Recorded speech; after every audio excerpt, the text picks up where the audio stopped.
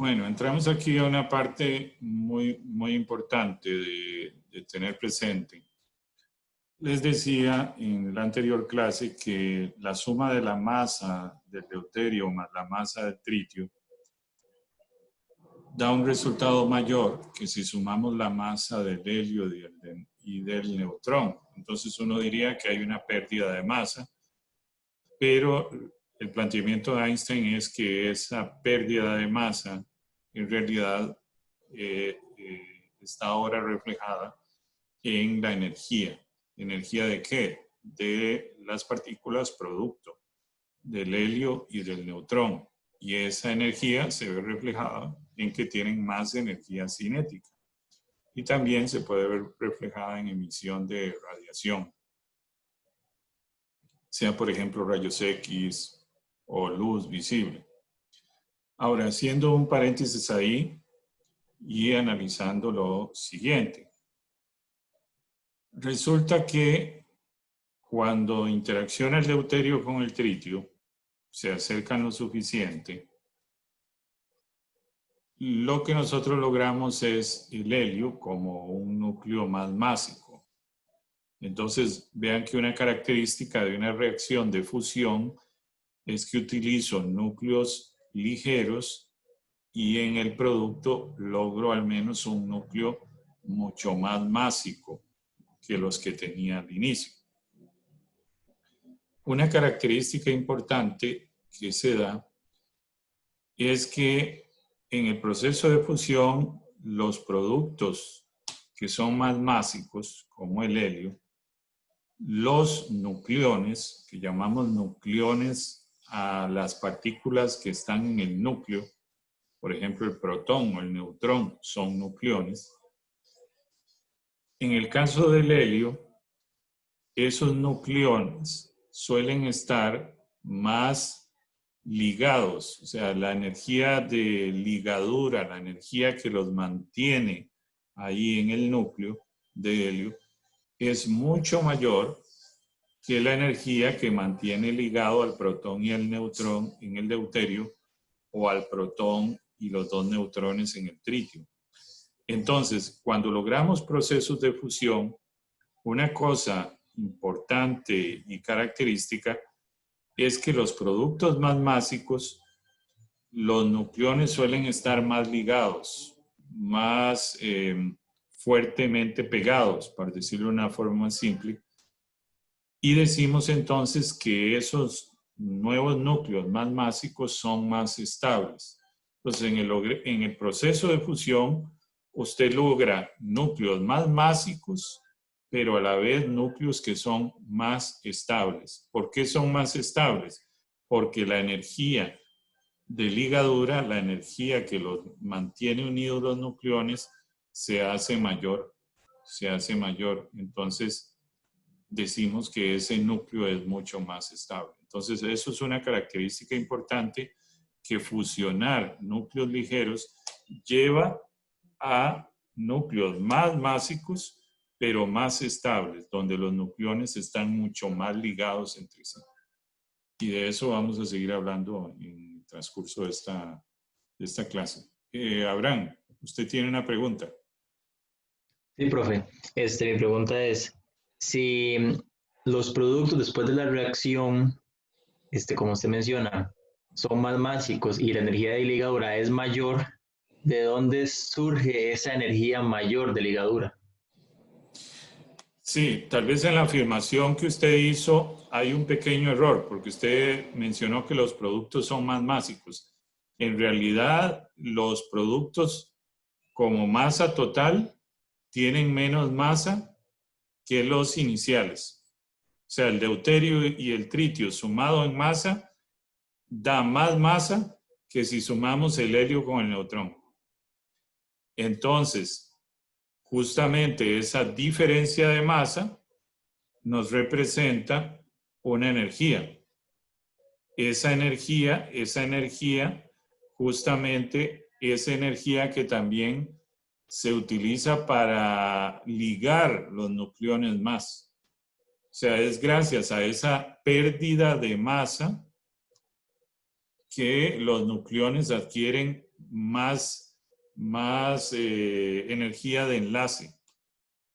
Se pegan más, se quedan más estables, más unidos, ¿verdad? O sea, es gracias a esa pérdida de masa que convierte esa pérdida de masa en energía, entre otras, de ligadura de los nucleones.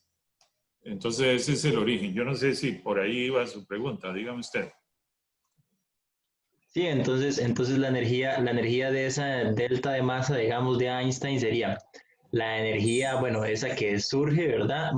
Y esa cantidad de energía también se utiliza para que los productos tengan una mayor estabilidad también. Exactamente, exactamente, que es lo que llamamos la energía de ligadura, que es esa energía necesaria para que en el helio esos dos protones y esos dos neutrones estén bien pegados. Y eso es lo que hace que ese núcleo sea más estable. Entonces es muy interesante porque si usted empieza a fusionar y a fusionar, cada vez usted va a ir llegando a núcleos más pesados, más estables. José Gabriel, adelante.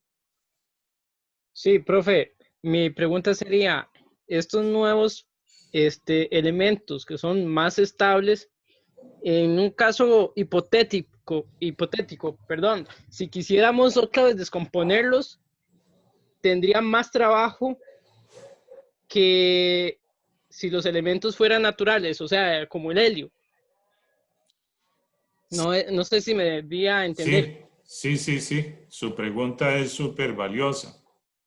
Es decir, si nosotros quisiéramos hacer el proceso inverso, tendríamos en primer lugar, entiéndase, proceso inverso es el helio y el neutrón, convertirlo en deuterio y tritio.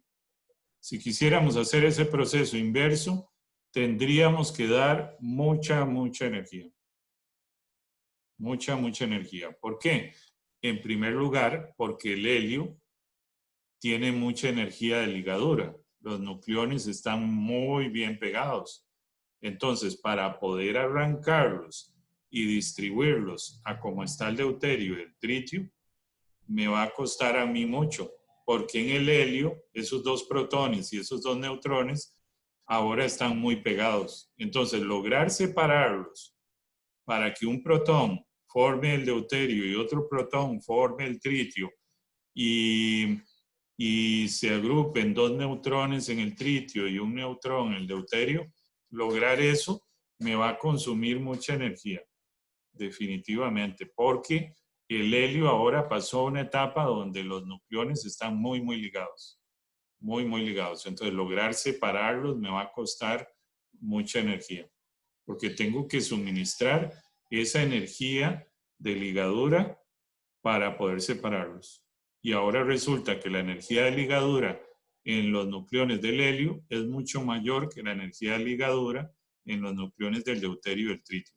Entonces, lo importante que ustedes tienen que tener presente es que cuando hago el proceso de fusión, voy a generar productos, al menos uno, que es más másico que los núcleos que dieron origen a la reacción. Y resulta que ese nuevo núcleo que es más másico es mucho más estable. ¿Por qué es más estable? Porque la energía de ligadura se va haciendo más y más. ¿De dónde vino esa energía de ligadura? Gracias a que los núcleos iniciales en cuanto a masa y los productos en cuanto a masa tienen un delta de masa. Y ese delta de masa se convirtió en energía que se utilizó en parte para que esa ligadura sea más fuerte. Entonces eso es muy importante y es algo que vamos a estar insistiendo en este tema.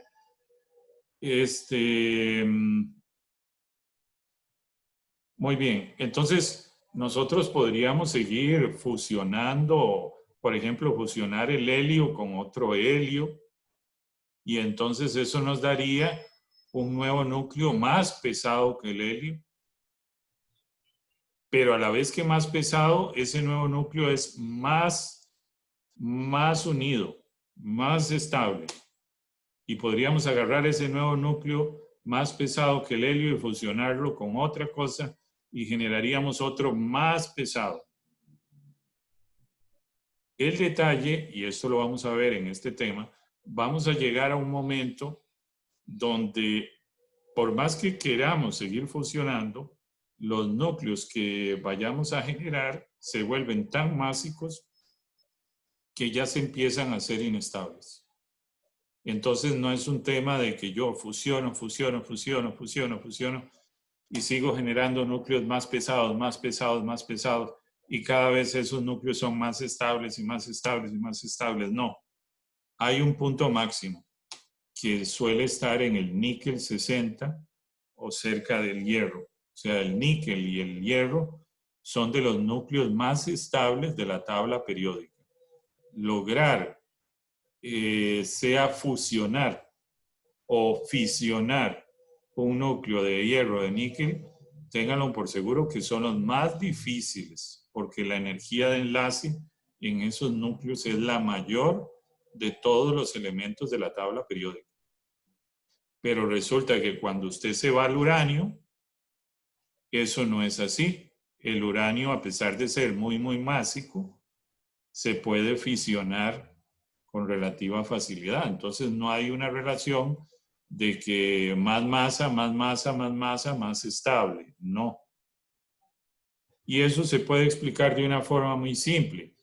El uranio, como tiene tantos protones y tiene tantos neutrones, claro, si usted tiene un núcleo atiborrado de protones positivos, ya llega a un punto donde la fuerza nuclear fuerte, que actúa en distancias muy, muy pequeñas, ya no puede competir del todo con la misma fuerza coulombiana. Entonces el núcleo se vuelve más inestable porque hay tantos protones y están ellos separados en un bloque de masa que ya la fuerza nuclear ya no actúa a larga distancia. Y la que está actuando a larga distancia es la coulombiana, ¿verdad? Entonces, por eso es que los núcleos muy, muy másicos se vuelven inestables. Muy bien. Entonces, insistiendo en esto, decimos, observen, el antes, la balanza, tengo mucha masa. Y los productos, que es lo que obtengo después, como el helio y el neutrón, tengo menos masa. Entonces, la balanza, en cuanto a masa, hay una diferencia. Entonces, lo que me dice la relación de Einstein es que esa diferencia de masa yo la tengo que multiplicar por la velocidad de la luz al cuadrado y obtengo cuánta energía tengo. Claro, como C es un número grandísimo y tras de eso es C cuadrado, entonces el número es todavía más grande. Por más pequeña que sea la diferencia de masa, la cantidad de energía va a ser inmensa. Por eso entonces es que una reacción nuclear da tanta energía, porque por más pequeña que sea la diferencia de masa, gracias a la relación de Einstein, que está multiplicada C cuadrado, nos va a llevar una magnitud de energía inmensa. Por eso es que las reacciones nucleares le sacan ventaja a las reacciones químicas, por ejemplo, ¿verdad? Porque esa pequeña diferencia de masa se convierte en cantidades de energía inmensa. Entonces, las reacciones nucleares, sean de fisión o sean de fusión, cualquiera de las dos, usted va a tener, y aquí voy a señalar esto. Ponga mucha atención que esta parte es muy importante. Suponga que usted tiene los núcleos que dan origen a la reacción, que es el A1 y el A2. Muy bien. Y los productos son el A3, el A4 hasta el AK. Y tiene energía, que puede ser energía cinética, energía de radiación o la misma energía de ligadura, ¿verdad? Como tal. Entonces, si usted quiere saber cuánta energía va a liberar esa reacción o cuánta energía también va a consumir, porque pueden haber de las dos, ¿verdad? Una reacción nuclear puede hacer que más bien le consuma a usted energía. Y existen reacciones nucleares, que es las que venimos buscando, que me dan energía, que son las exotérmicas. Las endotérmicas, que son las que me consumen energía, para efectos de la investigación en fuentes de energía no me interesan, porque yo no quiero más bien que una reacción me consuma energía, yo quiero que me libere. Entonces, las reacciones nucleares pueden liberar energía o pueden consumir energía. ¿Cómo sabe usted cuándo una reacción nuclear libera energía o consume energía? Lo que usted tiene que hacer es ponga la masa del núcleo A1, la masa del núcleo A2, réstele la masa del producto A3, del producto A4 hasta el producto acá. O sea, al final lo que usted hace es sacar la diferencia de masa entre los núcleos que iniciaron la reacción y los núcleos producto. Esa diferencia de masa puede ser positiva o negativa. Esa diferencia de masa la multiplica por C cuadrado y obtiene la energía. Entonces, si esa diferencia de masa es negativa, la reacción le consume energía. Es endotérmica. Si esa diferencia de masa da positiva, la reacción le libera energía. Es endotérmica. Entonces, vean que es así. O sea, yo voy a calcular cuánta energía voy a producir con la reacción o cuánta me va a consumir, calculando la diferencia de masa entre los núcleos que dieron origen a la reacción y los núcleos producto. Desde luego, a nosotros nos interesan las exotérmicas, que son las que liberan energía. En las reacciones nucleares, la energía que se suele liberar anda entre 10 y 100 megaelectronvolts. O sea, hablamos de 10 millones de electronvolts a 100 millones de electronvolts. La energía que se puede liberar en una reacción nuclear. Entonces, aquí viene una parte muy importante que espero que recuerden. Empezamos hablando la clase de hoy de las reacciones químicas y hablábamos de la reacción dominante en la combustión de la gasolina y hablábamos del octano, la reacción del octano, que es un componente de la gasolina, en su combustión con el oxígeno. Y dijimos que esta reacción lo que nos genera por reacción es 94 electronvolts. Entonces, esa reacción de la gasolina, esa combustión de la gasolina me genera 94 electronvolts por reacción. Pero si yo lo comparo con la reacción nuclear de un neutrón con el uranio 235, que me da origen a cesio y a estroncio, que me da origen a 2 neutrones, 6 electrones y que me libera energía, pero ¿cuánta energía? Me libera de 10 a 100 megaelectronvolts. Vean que una cosa es megaelectronvolts y otra cosa es electronvolts. O sea que una reacción química como la del octano con el oxígeno, es decir, la combustión de la gasolina, me va a generar 94 electronvolts. Pero una reacción nuclear me va a generar, por decir un número, 10 millones de electronvolts. O sea, hablamos que una reacción nuclear va a generar 1 millón de veces más energía que la combustión de la gasolina. Entonces, claro, uno diría, si yo pienso en términos de una forma de producir energía, diría uno, debería de apostar por la energía nuclear, porque me libera mucha energía. Y de ahí viene el interés de realizar investigación en energía nuclear. Muy bien. Vamos ahora a hablar de la energía nuclear por fisión,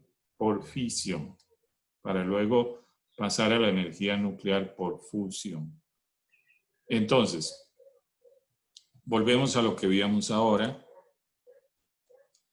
Tenemos el uranio 235, viene un neutrón, impacta ese núcleo de uranio 235 y da origen a kriptón y bario. ¿Recuerdan ustedes que les decía que la fisión del uranio 235 puede dar origen a varios productos, ¿verdad? Observen que en esa fisión se están generando 3 neutrones, cuando en realidad yo empecé con 1 apenas. Empecé con 1 y se generaron 3. Y de nuevo, cada neutrón de esos puede fisionar un átomo de uranio 235 y generar otros 3 neutrones. Pero claro, vean cómo paso de 1 con el que empecé a 3 y luego de 3 paso a 9. Y ahí seguiría creciendo esto exponencialmente. Y eso es lo que yo llamo una reacción en cadena. Por eso es que la fisión se vuelve peligrosa, porque se empieza a multiplicar la cantidad de neutrones, cada vez más neutrones, más neutrones, más neutrones. Entonces, si usted no pone recubrimientos con átomos que tengan la capacidad de absorber esos neutrones, se puede volver incontrolable el asunto. Y se libera tanta energía que eso llegaría a explotar. Y eso es lo que ha pasado en Chernóbil, en Fukushima, que la reacción ha salido de control, ¿no? Esa producción de neutrones empieza a crecer incontrolablemente y no se puede detener. Pero de nuevo insistir en que los productos tienen más energía cinética que lo que utilizamos para iniciar la reacción. Que sepan ustedes que el uranio 235 es un uranio más bien muy poco abundante. Por eso es que se hace enriquecimiento de uranio. Cuando se dice que se está haciendo enriquecimiento de uranio, es que del uranio que se encuentra en la corteza terrestre se hace un procedimiento para extraer el 235 específicamente. El uranio tiene varios, ¿verdad?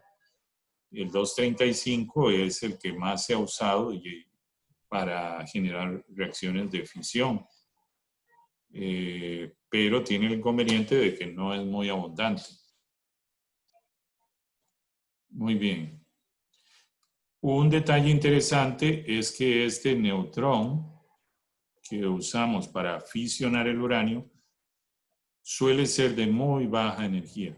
Y aquí lo indica, puede tener una energía apenas de 0.25 electronvolts, que eso puede ser la temperatura ambiente. Imagínense ustedes. O sea que con solo añadir un neutrón, esto no es tanto el impacto, es solo el hecho de que el neutrón se agregue a ese núcleo que tiene 92 protones, genera una inestabilidad que hace que se fragmente en 2. Y no es un requisito de que este neutrón sea muy energético, no, es más la suma de un neutrón más lo que genera inestabilidad. Y entonces se fragmenta. Ahora, vean aquí la reacción que se suele dar. Por aquí anoté en celeste el xenón, que tiene 54 protones, y el estroncio, que tiene 38 protones. Entonces, el estroncio se representa con SR y el xenón con XE.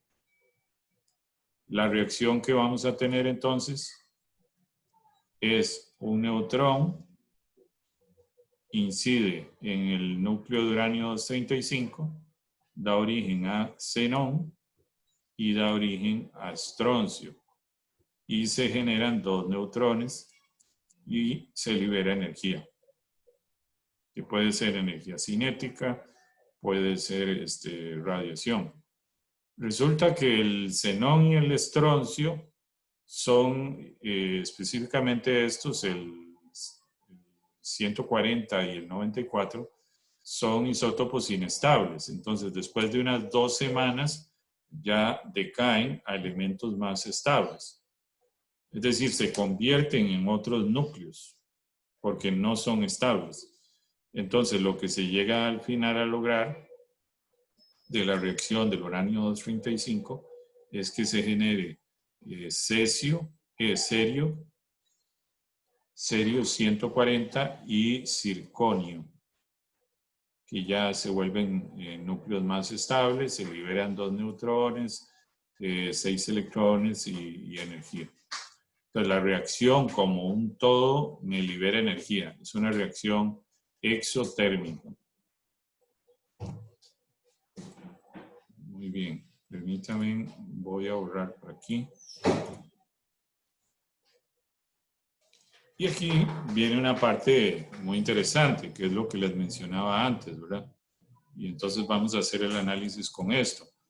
Si yo sumo las masas del uranio 235 con la de este neutrón, me va a dar en unidades de masa atómica, entendiendo que una unidad de masa atómica es esta cantidad de kilogramos, me va a dar 236 unidades de masa atómica, 236.053. Si yo hago el mismo balance para los productos, que son estos, es decir, empiezo a sumar masas según la cantidad de protones, neutrones, electrones, etc., me va a dar 235.832 unidades de masa atómica, entendiendo que una unidad de masa atómica es esta cantidad de kilogramos. Entonces, vean que la masa al inicio en rojo no es igual a la masa al final. No es igual a la masa de los productos. Es decir, hay una diferencia de masa entre los dos. Esa diferencia de masa se convierte en energía. ¿En cuánta energía? 206 millones de electronvolts. Una reacción como esta de fisión me genera 206 millones de electronvolts. Que entonces, si yo llego y divido esa cantidad de energía por reacción entre el número de nucleones que tengo, recordemos que nucleones son protones y neutrones, ¿verdad?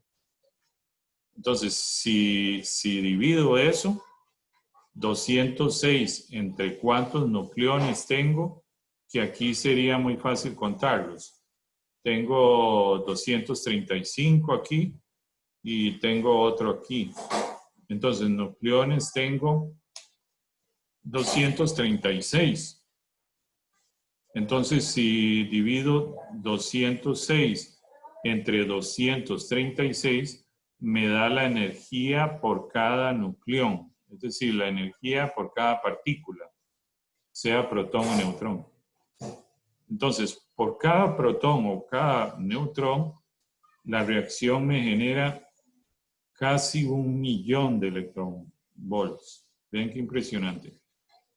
O sea, por solo la presencia de un protón o por solo la presencia de un neutrón, se va a obtener casi 1.000.000 de electronvolts en la reacción.